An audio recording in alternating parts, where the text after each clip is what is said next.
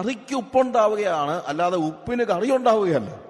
Influence എപ്പോഴും ഏകപക്ഷീയമാണ്.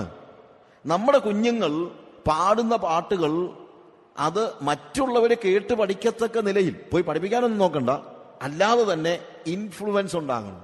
നമ്മുടെ വാക്കുകളുടെ ഇൻഫ്ലുവൻസ് ഉണ്ടാകണം. ഓഫീസിലുള്ള ആളുകൾ, നമ്മുടെ കൂട്ടത്തിൽ വർക്ക് ചെയ്യുന്ന ആളുകൾ, ഏതെങ്കിലും ഒരു കാര്യം നമ്മൾ ചെയ്തുകൊണ്ടിരിക്കുന്ന കൂട്ടത്തിൽ, നന്നാകുന്ന കൂട്ടത്തിൽ നമ്മൾ അടുത്തിരിക്കുന്ന അരവിന്ദാക്ഷ മേനോൻ ഓ കർത്താവേ സ്തോത്രം എന്ന് പറയുമോ? അറിയാതെ പറഞ്ഞു പോകുന്ന ഒരു സ്റ്റേജ് ഉണ്ടാകുമ്പോഴാണ് എന്ത് സംഭവിക്കുന്നത്? നമ്മുടെ ഇൻഫ്ലുവൻസ് അയാളിലേക്ക് ഉണ്ടാകുന്നത്. എന്റെ ഇൻഫ്ലുവൻസ് എന്റെ കൂടെ വർക്ക് ചെയ്യുന്നവരിലേക്ക് പകർന്നു കൊടുക്കുകയല്ലാതെ ഓഫീസിൽ ബോസ് ചീത്ത വിളിച്ചത് ഞാൻ പോയി ഭാര്യയെ വിളിക്കുന്നതല്ല.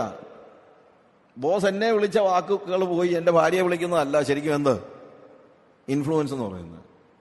ഉപ്പിന്റെ പ്രത്യേകത ഏതാണ്? എപ്പോഴും ഇൻഫ്ലുവൻസ് ഏകപക്ഷീയമാണ്. ഇനി ഉപ്പിന്റെ മറ്റൊരു പ്രത്യേകത എന്ന് പറയുന്നത്, ഉപ്പ് എപ്പോഴും കൊടുക്കുകയാണ്, അല്ലാതെ ഉപ്പ് വാങ്ങിക്കുകയല്ല. ഉപ്പ് എന്ത് ചെയ്യാണ്? Always it gives.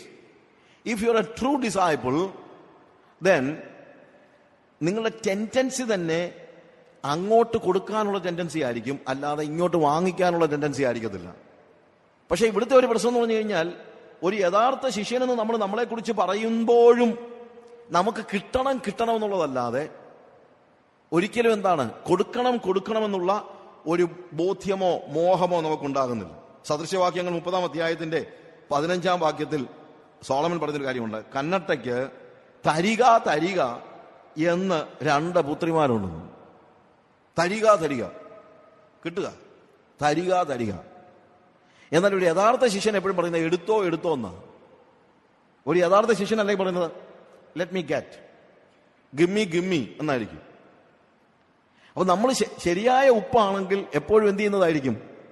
കൊടുത്തോണ്ടിരിക്കുകയായിരിക്കും, ചെലവാവുകയായിരിക്കും, ചെലവാക്കപ്പെടുകയായിരിക്കും, നഷ്ടപ്പെടുകയായിരിക്കും. പ്രിയമുള്ളവരെ, ഇന്ന് നമ്മുടെ ചുറ്റുപാടുള്ള എല്ലാ ആളുകളും നോക്കുന്നത് ലാഭം മാത്രമാണ്. അങ്ങനെ എല്ലാവരും ലാഭം നോക്കുമ്പോൾ, അതാണ് വാസ്തവത്തിൽ ബിസിനസ് സംസ്കാരം എന്ന് പറയുന്നത്. ഒരു ബിസിനസ് സംസ്കാരത്തിൽ, ദാറ്റ് ഈസ് ബിസിനസ് സംസ്കാരത്തിൽ എല്ലാവരും അവരവരുടെ കാര്യസാധ്യത്തിന് വേണ്ടി മറ്റുള്ളവരെ ചൂഷണം ചെയ്യുകയാണ്. നമ്മൾ അക്സെപ്റ്റഡ് ആയിട്ടുള്ള ഒരു നോം തന്നെ അങ്ങനെയാണ്. എല്ലാവരും സ്വന്തം കാര്യങ്ങൾ നോക്കുന്നു എന്ന് തന്നെയല്ല ഒരു ബിസിനസ് സംസ്കാരത്തിൽ നമ്മൾ പറയുന്നത്. ഞാൻ നിന്നെ മാക്സിമം ചൂഷണം ചെയ്യും, നിന്റെ ചുമതലയാണ്, നിന്റെ മിടുക്കാണ് എന്ത് എന്റെ ചൂഷണത്തിൽ നീ പെട്ടുപോകാതിരിക്കുന്നത്.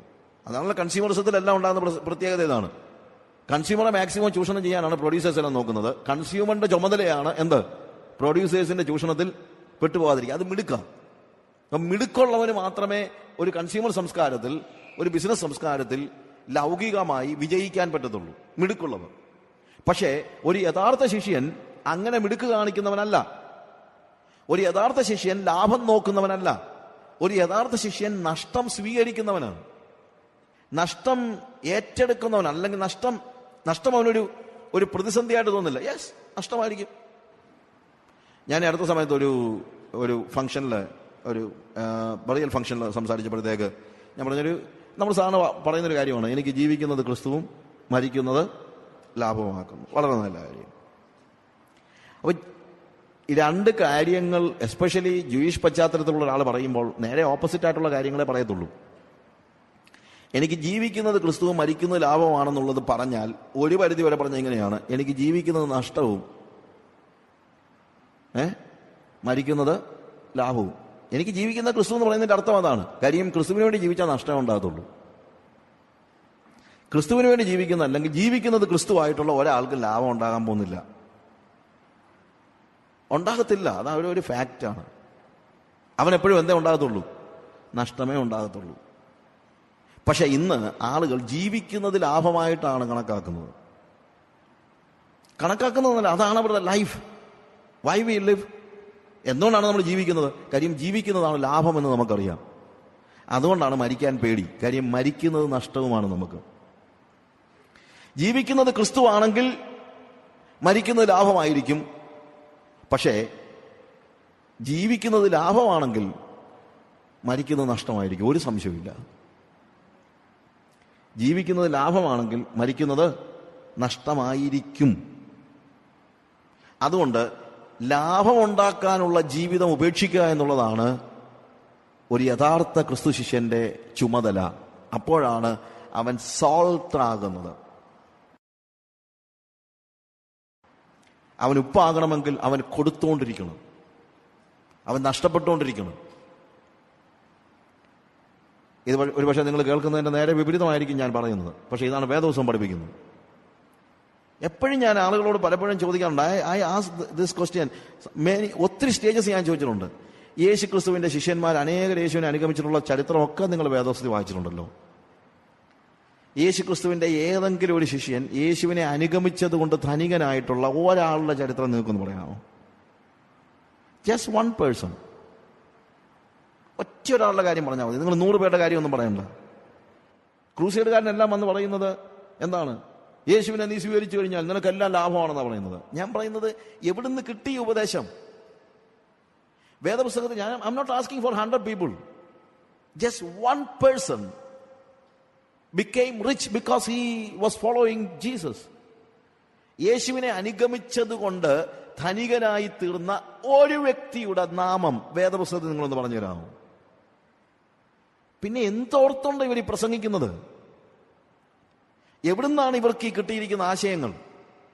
അത് വേദപുസ്തകത്തിൽ നിന്നല്ലെങ്കിൽ ഇതിനെ വിളിക്കേണ്ടത് മറ്റൊരു സുവിശേഷം എന്നല്ലേ?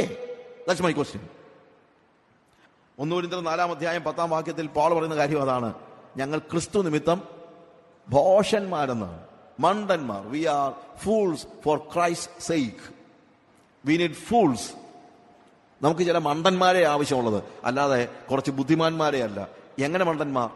ലോകത്തിന് മണ്ടന്മാർ. ലോകം നോക്കുമ്പോൾ നമ്മൾ എങ്ങനെയുള്ളവരാണ്? മണ്ടൻ, വിവരമില്ലാത്തവൻ. അല്ലെങ്കിൽ അവൻ സ്വന്തം കാര്യം നോക്കാതെ ഇങ്ങനെയൊക്കെ ചെയ്യുമെന്നായിരിക്കും ചോദിക്കുന്നത്. ഒന്നും സംഭവിക്കത്തില്ല സ്വന്തം കാര്യം നോക്കാതെ ചെയ്താൽ. Because we are in our father's business. നമ്മൾ നമ്മുടെ പിതാവിൻ്റെ കാര്യത്തിലാണ്, അല്ലെങ്കിൽ ബിസിനസ്സിലാണ് നമ്മൾ മനസ്സിലാക്കുക. ഇനി 4, ഉപ്പിൻ്റെ ഫങ്ഷൻസ് നമ്മൾ പഠിച്ചു. ഉപ്പിന്റെ ഡിഫറൻസസ് അല്ലെങ്കിൽ ക്വാളിറ്റീസ് നമ്മൾ പഠിക്കുമ്പോഴത്തേക്ക്, 1, ഉപ്പ് ഒറ്റയ്ക്ക് കഴിയാനല്ല ഇതിന്റെ കോളിങ്. 2, ഉപ്പ് ഏകപക്ഷീയമായ സ്വാധീനമാണ് നടത്തുന്നത്. 3, ഉപ്പ് എപ്പോഴും കൊടുക്കുകയാണ്, വാങ്ങുകയല്ല. അടുത്തതായിട്ട് ഉപ്പിന്റെ പ്രത്യേകത അതിന്റെ ബാഹ്യരൂപമല്ല, സ്വാധീനമാണ് അതിനെ ഉപ്പാക്കുന്നത്. ഉപ്പിന്റെ രൂപത്തെക്കുറിച്ച് നമുക്ക് നമ്മൾ ആരെങ്കിലും ഉപ്പിന്റെ രൂപം അല്ലെങ്കിൽ അതിന്റെ ഷേപ്പ്, അതിന്റെ സ്റ്റാർ ഷേപ്പിലാണോ അതോ റൗണ്ട് ഷേപ്പിലാണോ, ഇതൊക്കെ നമ്മൾ ബോദർ ചെയ്യുന്നുണ്ടോ ഉപ്പിനെ കുറിച്ച്? ഇല്ല. ഉപ്പിന്റെ പ്രത്യേകത എന്താണ്? അത് എത്രത്തോളം സ്വാധീനിക്കുന്നു എന്നുള്ളതാണ്. ഇൻഫ്ലുവൻസ് ആണ് അതിനകത്തെ പ്രധാനപ്പെട്ട വിഷയം. ഇൻഫ്ലുവൻസ് ഉണ്ടാക്കുന്നത് റോഡ് നിങ്ങളെ ഫ്ലെക്സ് അടിച്ചിട്ടൊന്നുമല്ല. അങ്ങനെ പലരും ഇപ്പോൾ ഇൻഫ്ലുവൻസ് ഉണ്ടാക്കുന്നത്. പണ്ടൊക്കെ ഫ്ലെക്സ് ബോർഡ് കണ്ടു കഴിഞ്ഞാൽ സിനിമാ പോസ്റ്ററാണെന്ന് ചിന്തിക്കുമായിരുന്നു. അതല്ലെങ്കിൽ ചിലപ്പം രാഷ്ട്രീയക്കാരുടെ ഇതായിരുന്നു. ഇപ്പോൾ രാഷ്ട്രീയക്കാരുടെയും സിനിമാക്കാരുടെയും ഫ്ലെക്സിനേക്കാളും കൂടുതൽ കാണുന്നത് ക്രൂസൈഡുകാരുടെയാണ്. അപ്പം നമ്മുടെ ഇൻഫ്ലുവൻസ് ഉണ്ടാക്കാൻ. ഫ്ലെക്സിനോട് എനിക്ക് ഒരാൾ ഫ്ലെക്സ് വെച്ചെന്ന് വെച്ചോണ്ടെങ്കിൽ നരകത്തിൽ പോകുന്നല്ലോ. പക്ഷേ ഫ്ലെക്സ് അടിക്കുന്നത് വാസം പറഞ്ഞാൽ നല്ലതല്ല. കാര്യം എന്ന് വെച്ചാൽ ഒന്നല്ലേ പ്ലാസ്റ്റിക് അല്ലേ, അത്രയെങ്കിലും പ്ലാസ്റ്റിക് കുറഞ്ഞു കിട്ടും. ഫ്ലെക്സ് ഒന്ന് മാറ്റി കിട്ടിയാൽ. പക്ഷെ ഫ്ലെക്സ് എന്നുള്ള ഒരു ഇതിനോടല്ല ഞാൻ പറയുന്നത്. ബട്ട് വി തിങ്ക് നമ്മുടെ ഇൻഫ്ലുവൻസ് അങ്ങനെയാണ് ഉണ്ടാക്കാൻ കഴിയുന്നത്. അങ്ങനെയല്ല. ഏറ്റവും വലുത് ഇൻഫ്ലുവൻസ് ആണ്, അല്ലാതെ നമ്മുടെ ഷേപ്പ് അല്ല, നമ്മുടെ ബാക്കിയുള്ള കാര്യങ്ങളല്ല. നമ്മൾ എങ്ങനെ മറ്റുള്ളവരെ ഇൻഫ്ലുവൻസ് ചെയ്യുന്നു, ആ ഇൻഫ്ലുവൻസ് ആണ് നിലനിൽക്കുന്നത്.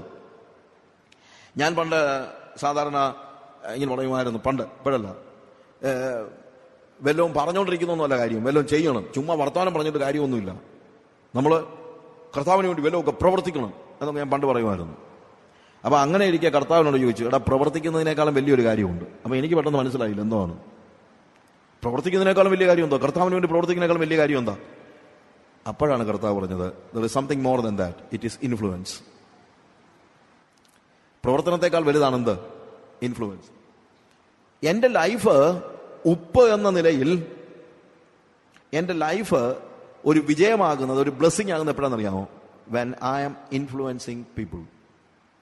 ഞാൻ ചെയ്യുന്ന പണികൾ കൊണ്ടല്ല, ഇൻഫ്ലുവൻസ് കൊണ്ടാണ്.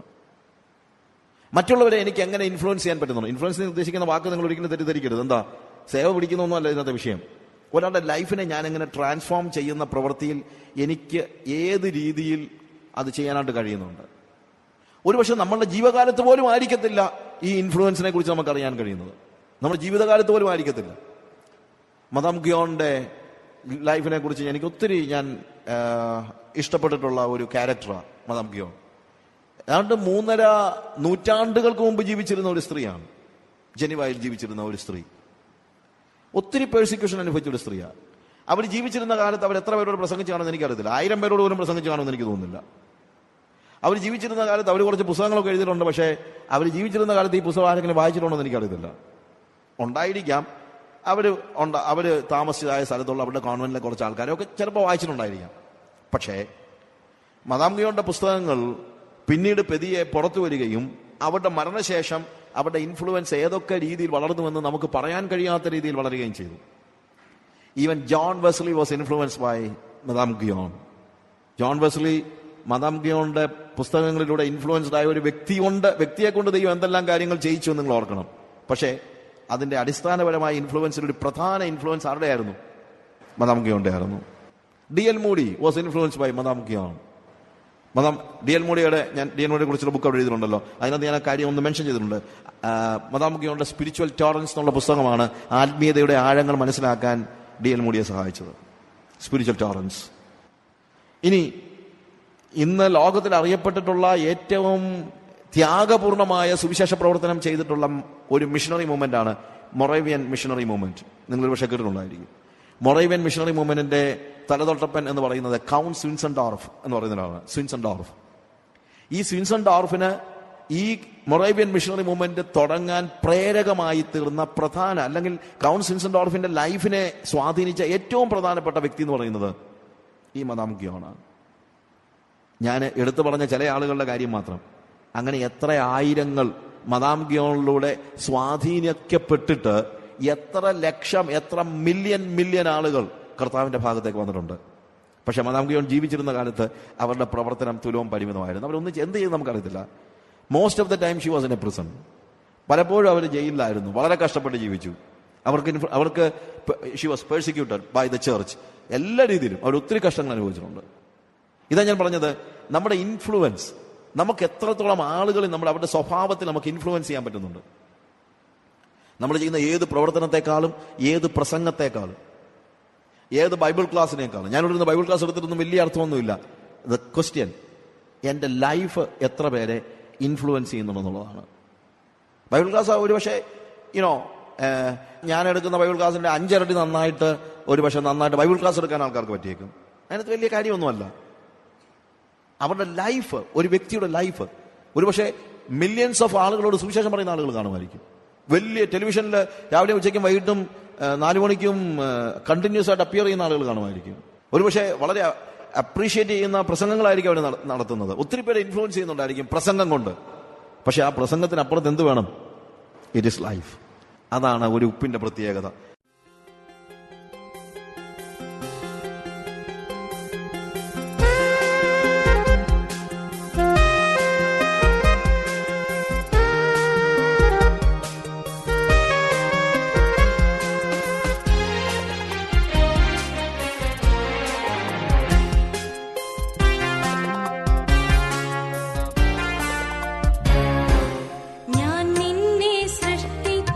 ദൈവം, ഞാൻ നിന്നെ രക്ഷിച്ച